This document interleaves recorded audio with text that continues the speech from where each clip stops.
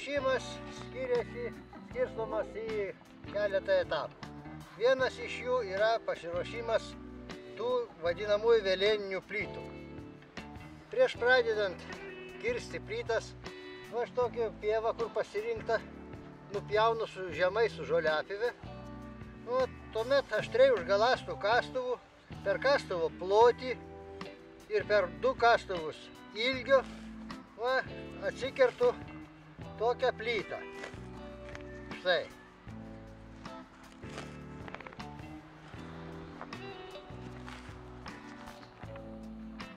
Vertęs ant šono, aš ją gražiai sulyginu, kad jinai man turėtų stačiakampę formą, lyginu apačią, šoną, tas, kuris eis į lauko pusę.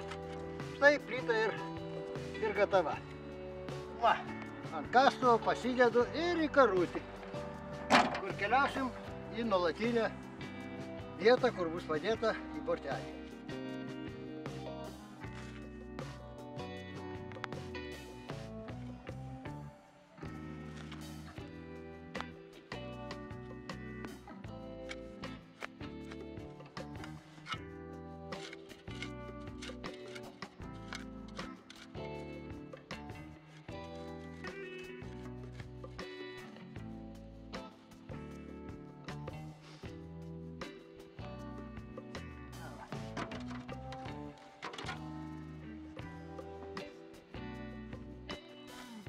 Senos lysvės rekonstrukcija.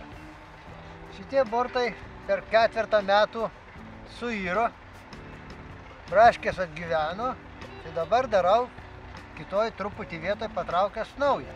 Štai pievoje iškertu tokias plytas. Štai va.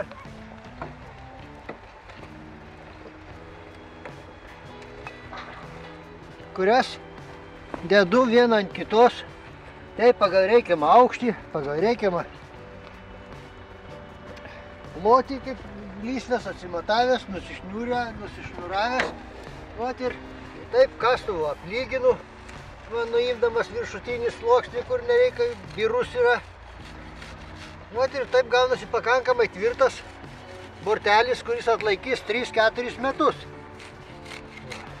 Nes iš apačios, kol perauga žolės, jos suriša tą palaidesnę žemę, kuri yra.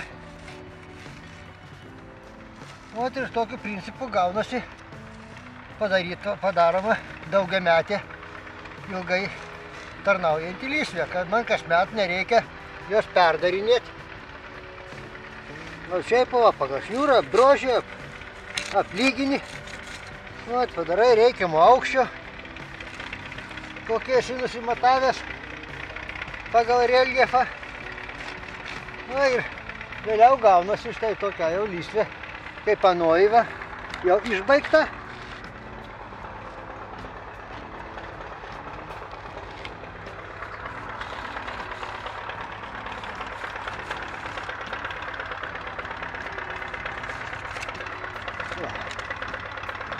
Tai tokiu pavyzdžiu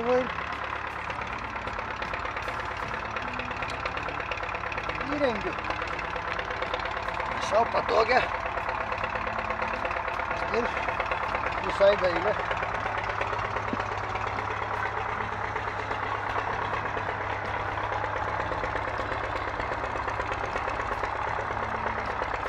Dailiai atrodančią lysvaitę.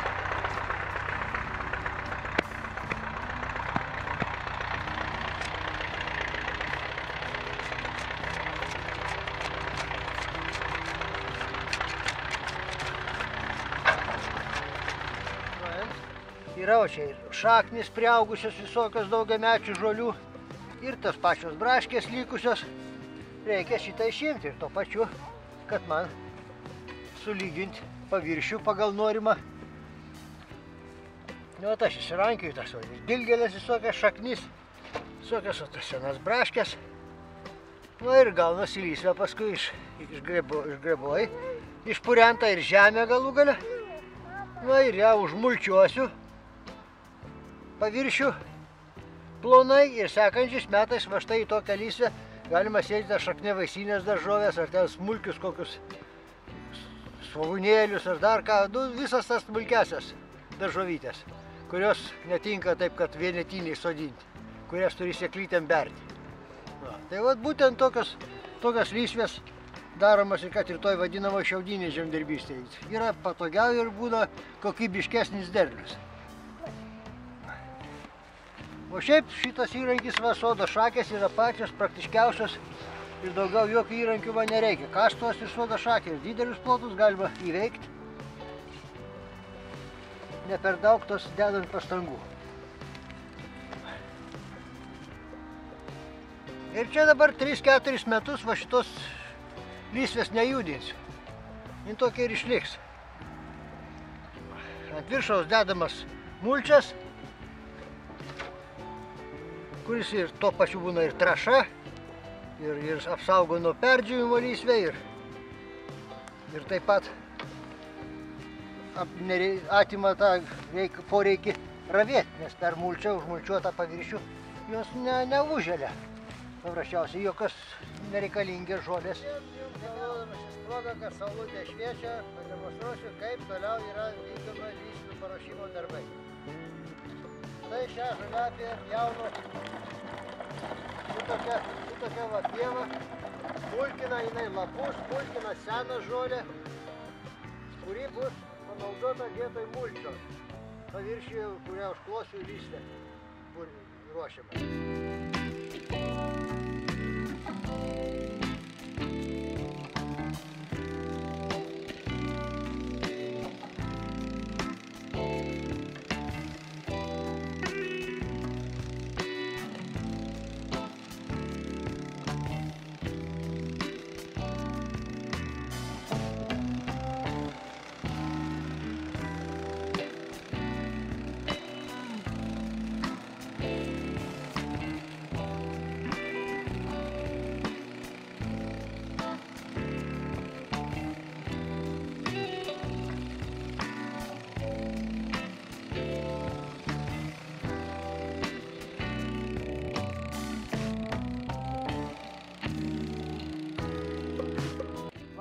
Žolių kyšinių.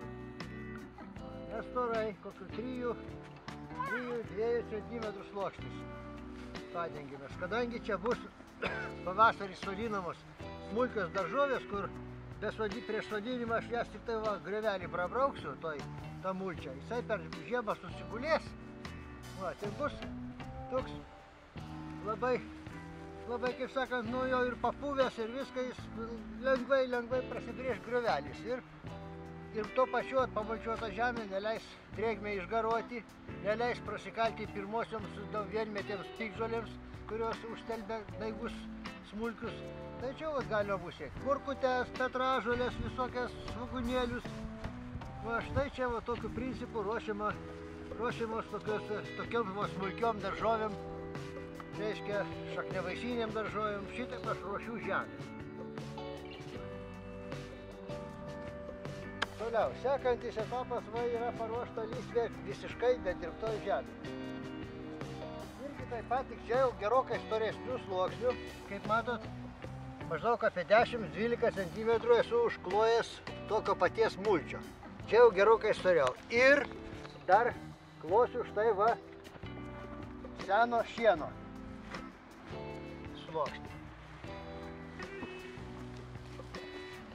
Jis dedamas dėl to, kad nebeišlystų iš pievos žolės, kadangi čia šita žemė yra nedirbta. Grinai yra daugiametė pieva.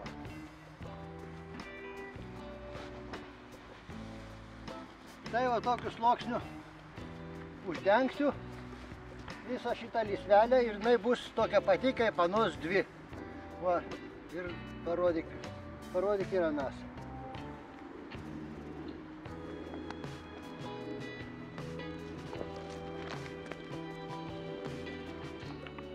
Tai tokias lysves jau galima sodinti ir bulves, ir visas kitas stambesėklės daržovės, kurias, kaip sakant, reikia sėti išlaikant atstumus.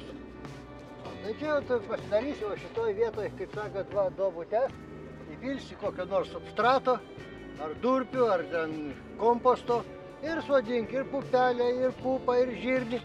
Vat viską, ką galima šitokius dalykus. Jau nekalbu apie tai, kad gali tinka ir bulvės.